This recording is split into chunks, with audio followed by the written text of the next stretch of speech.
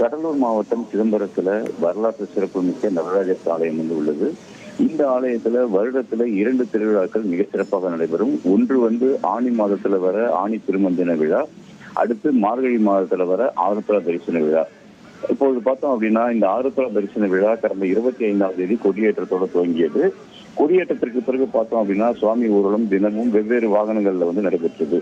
இந்த நிலையில்தான் இன்று 8ஆம் நாள் திருவிழாவாக தேரோட்டமானது நடைபெறுகிறது.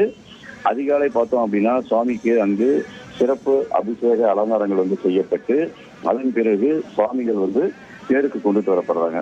அதாவது இங்க என்ன அப்படி ஒரு சிறப்பு அப்படின்னு பார்த்தோம்னா, பல்வேறு கோயில்களிலும் மூலவர் தனியாகவும் உற்சவர் தனியாகவும் இருக்கும்.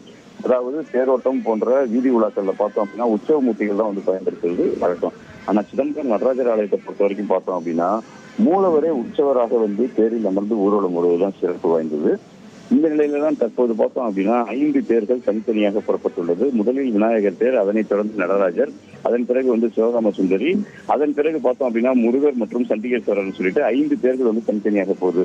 இந்த 4 மாத வீதிகளிலும் பார்த்தோம் அப்படின்னா ஏராளமான பக்தர்கள் காலை முதலே கூடியிருக்கிறாங்க. இவங்க தேரை வடம்பிடித்து எழுப்பதுடன் சிலர் பார்த்தோம் அப்படின்னா சிவ நடனங்களும் அங்க சொல்லிட்டு இருக்காங்க. பஞ்ச வாத்தியங்களுடைய அந்த பஞ்ச வாத்தியங்கள் முழங்க இந்த வீதி உலாவானது தற்போது நடைபெற்று இருக்கு.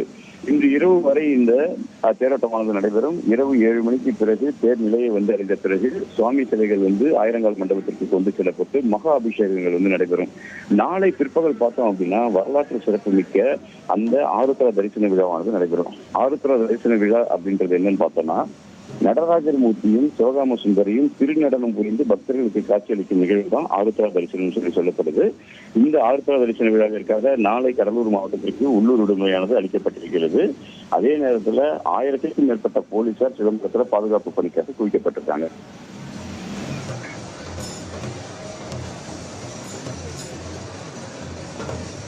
உங்களுடைய தகவல்களுக்கு நன்றி தேவநாதன்.